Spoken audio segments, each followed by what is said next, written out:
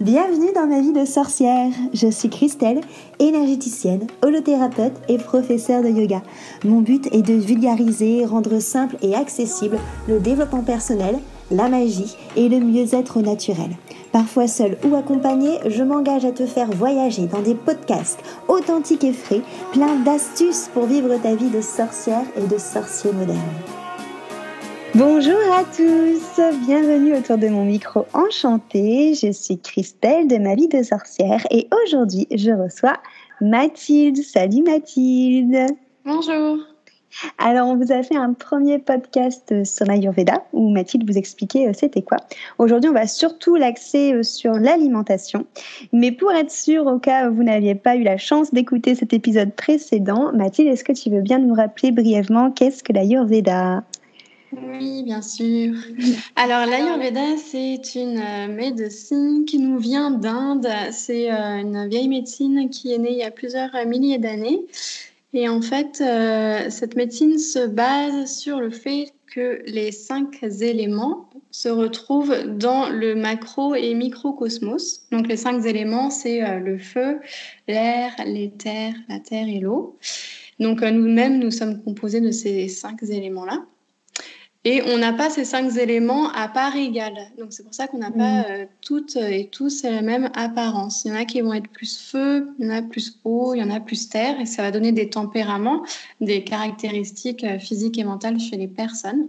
Et donc, on cherche à garder notre équilibre de naissance parce qu'on a tendance peut-être à avoir des déséquilibres avec l'âge. Et un des moyens pour garder donc du coup cet équilibre, ça va être justement l'alimentation. Et du coup, comment ça marche l'alimentation en Ayurveda ? Comment est-ce que tu préconises ça quand tu as des cas où tu vois, parce que c'est le premier médicament entre guillemets que tu utilises toi. Oui. Donc comment ça marche du coup ? En fait, en Ayurveda, on dit un petit peu que tout ce qu'on mange, ça peut nous rendre soit malade, soit en bonne santé. Ça dépend donc comment on le mange, comment on le prépare et quand on le mange. D'accord. Et donc l'Ayurveda, elle se base sur les 6 goûts en fait. Okay. Donc on a les goûts qui sont doux, donc on peut dire doux ou sucrés. Ça correspond pas nécessairement au sucre proprement parlé comme on l'entend, et c'est des goûts qui sont doux en bouche, comme par exemple tout ce qui est pommes de terre douces ou pommes de terre, des choses comme ça. D'accord. Après, on a aussi donc le goût acide, salé, épicé, amer et le goût astringent. D'accord. Astringent, du coup, pour les gens qui savent pas, c'est acide, c'est ça ? En fait, c'est pas vraiment un goût en tant que tel comme on peut le repérer comme les autres, mais ça va être plus quand on le mange, ça va être cette sensation d'avoir un peu la bouche sèche. D'accord. Quand on mange des fruits pas mûrs ou quand on prend un thé noir, par exemple, on a un peu la sensation d'avoir la pâteuse. Et en fait, c'est ce côté astringent qui amène ça. Ok, d'accord. Voilà.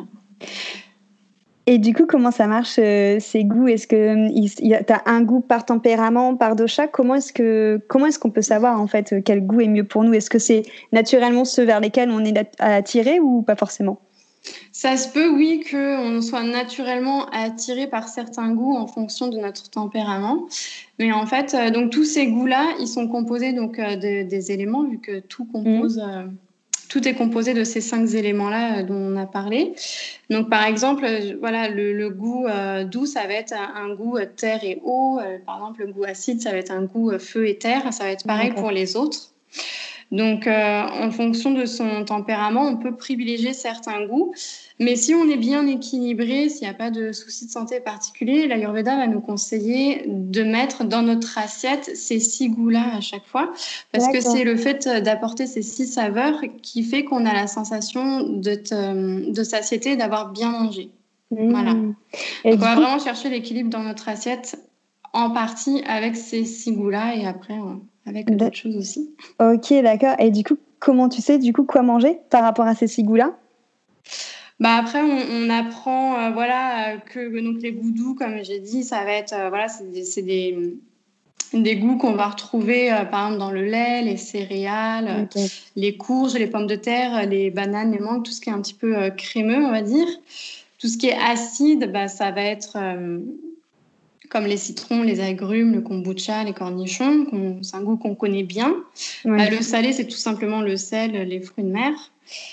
Tout ce qui est épicé, ça va être par exemple le poivre, l'oignon, l'ail, le gingembre, des goûts comme ça. La mer, ça va être tout ce qui est curcuma, salade, légumes verts, chocolat noir, café. Et l'astringent, on en a parlé tout à l'heure, c'est un peu cette sensation d'avoir après la bouche sèche en fait. Okay. Donc on va prendre ces 6 saveurs, on va conseiller certaines saveurs pour certains tempéraments quand il y a des déséquilibres. On va aussi conseiller de les prendre dans un certain ordre. D'accord. Et ensuite, on va apprendre à la personne comment composer son assiette aussi en fonction de la partie protéines, féculents, légumes, produits fermentés, etc. Ok. Et donc du coup, justement, comment est-ce qu'on compose une assiette? Toi, c'est quelque chose que tu amènes, j'imagine, en consultation individuelle avec tes clients? Oui, c'est ça. En fait, je leur apprends déjà, avant de parler de ça, en fait, souvent, je leur dis que chaque assiette, elle devrait être composée dans l'idéal de céréales. Donc, quand on dit céréales, c'est pas forcément des cornflakes. Ça peut être des graines de chia, des graines de tournesol, des graines de courge, et des choses comme ça. Ensuite, on doit avoir des protéines, donc protéines animales si on n'est pas végétarien, ou protéines légumineuses, lentilles, des noix, si on est végétarien. Ensuite, des légumes. Dans l'idéal, on a des légumes cuits et des légumes crus, parce que juste prendre des légumes crus, c'est pas forcément super digeste. Oui. On a des huiles, parce que les huiles, on a tendance des fois à les proscrire, mais c'est quand même important, surtout si on les prend en petite quantité et qu'on varie notre apport d'huile et que ce sont des huiles de qualité. En fait, ça va pas forcément nous faire grossir. D'accord. Donc, ça peut être des huiles végétales et animales, comme par exemple le beurre, si pareil, on n'est pas végétarien. On va prendre un peu d'épices également. Donc, les épices, c'est pas forcément des choses qui vont piquer. Souvent, on fait un peu l'amalgame. On se dit une épice, c'est du piment, mais en fait, non, ça va être pour assaisonner. Donc, ça peut être tout ce qui est coriandre, fenouil, des choses comme ça.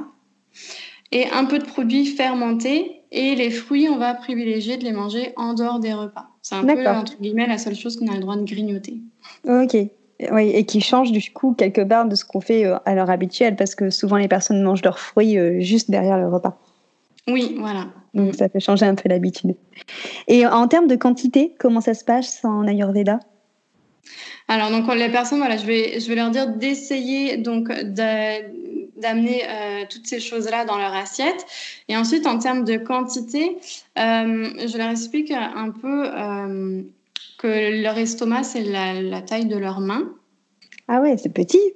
Donc, c'est leur taille pas de leurs 2 mains, mais c'est comme si on mettait nos 2 mains l'une contre l'autre pour faire un petit bol, et qu'ensuite, on avait aussi deux de nos autres mains qui venaient couvrir le bol. Donc ça fait une boule, c'est la taille de notre estomac. Et il faut remplir notre estomac à peu près de moitié de nourriture. Ok. Pour garder un petit espace de vide pour que le suc digestif puisse bien avoir son rôle de digérer les aliments. Parce que si on mange trop, en fait, on va ralentir notre métabolisme, et ensuite la digestion va être aussi plus lente. Et quand on a un métabolisme lent, c'est là aussi qu'on peut du coup avoir des déséquilibres et éventuellement des maladies. Et on va garder aussi un petit espace dans notre estomac pour tout ce qui est liquide. Alors soit ça va être amené lors du repas parce qu'on va prendre par exemple un petit bol de soupe, ou sinon ça va être parce qu'on va boire un petit peu d'eau, parce que des fois on dit qu'il faut absolument pas boire pendant les repas, mais en Ayurveda, si on boit juste des toutes petites gorgées et qu'on boit peut-être un 12 centilitres d'eau, ça va, c'est pas dérangeant. Ça va être dérangeant si on prend 50 centilitres d'eau, parce que là on va en effet noyer notre sucre digestif. Ok. Voilà. Oui, donc du coup, même l'importance de quand on boit et de ce qu'on boit, ça a son rôle en Ayurveda. Et du coup, dans les repas, tu préconises de boire plutôt de l'eau chaude ou de l'eau froide, justement? Moi, je préconise de boire de l'eau à température ambiante la plupart du temps. Ok. Ouais. Parce que trop froide, c'est pas bon pour le corps, ça fait un choc thermique. Et trop chaude, on va plutôt le préconiser le matin, en fait, pour aider le métabolisme à se mettre en route. On va prendre un verre d'eau chaude le matin à jeun quand on se lève. Après, c'est pas forcément nécessaire de boire que de l'eau chaude tout le temps. Température ambiante, c'est bien. Ok. Et en termes des horaires de repas, tu as juste des petits conseils à donner, justement, ce qui est plus favorable pour les personnes? Oui. Alors c'est important d'écouter notre faim si possible. Je sais que c'est pas forcément évident avec la société parce que, quand on travaille, on peut pas manger, donc il faut attendre d'avoir ses pauses ou de finir de travailler et cetera pour pouvoir manger. Dans l'idéal, en fait, il faudrait, s'octroyer, le temps nécessaire, du repas quand notre corps nous le réclame. Mmh. Donc le matin, par exemple, si on se lève et qu'on n'a pas encore faim, c'est que notre métabolisme, il est pas prêt à recevoir la nourriture. C'est que le repas de la veille, il a pas été complètement digéré et du coup, D'accord. dans ce cas-là, il faut pas remettre de la nourriture par-dessus. Sinon, c'est pareil, comme j'ai dit tout à l'heure, ça peut le ralentir et du coup, éventuellement, on peut avoir des déséquilibres.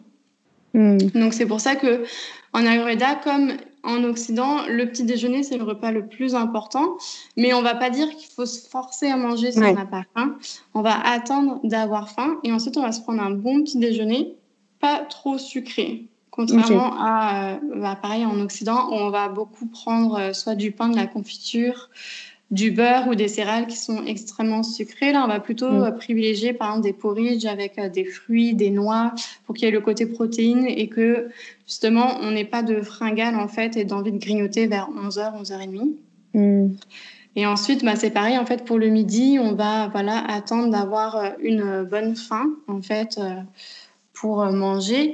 Et le soir, on va essayer de manger si possible pas trop tard. Donc D'accord. là aussi, c'est vrai que c'est pas évident quand on finit le travail à 19h, Mmh. 19h30, mais dans l'idéal, on voudrait manger vers ces horaires-là, même Ok. voire avant si possible. Ouais, c'est vrai que ça, c'est plus compliqué avec, Oui, ouais. nos vies quotidiennes.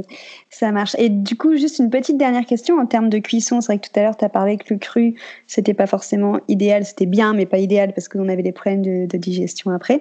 Au niveau des cuissons, en Ayurveda, est-ce que c'est mieux de cuire à l'eau ou dans du ghee? C'est pour ceux qui connaissent pas, qui est, du beurre raffiné ou en grillade ou en vapeur? Enfin, il y a quelque chose, une préconisation ou on s'en fiche?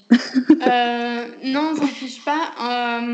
En fait, donc oui, c'est bien de manger des légumes crus, mais on veut pas manger que du cru tout le temps, en effet. C'est pour ça qu'on va toujours, vraiment essayer qu'il y ait une part de légumes cuits et une part de légumes crus. Et en fait, dans l'idéal, quand on va cuire ces légumes, on va les cuire, peu importe l'huile. C'est vrai qu'après, quand je fais des consultations, des fois, quand je vois la constitution de la personne, je vais privilégier telle huile D'accord. ou telle matière grasse. Mais en fait, c'est surtout important de cuire toujours ces légumes avec un peu d'épices. D'accord. Justement, on va mettre par exemple un peu de curcuma, on peut mettre un peu de graines de coriandre, un peu de fenouil grec pour justement amener ce côté aussi des épices qu'on doit prendre un peu à tous les jours. Mmh. OK, très bien. Je te Voilà. remercie Mathilde. De rien. Donc du coup, si vous avez justement des questions par rapport à vos doshas et par rapport à comment vous alimenter par rapport à ça, Mathilde se fera un plaisir de vous recevoir pour répondre à cette question. Elle est basée sur Wascal dans la métropole lilloise et vous pouvez la retrouver sur son site internet ou sur Instagram sur Mathilde Yogalat. N'hésitez pas à mettre un commentaire, à nous mettre une petite note et je vous remercie pour votre écoute et je te remercie pour ta participation Mathilde. À très vite.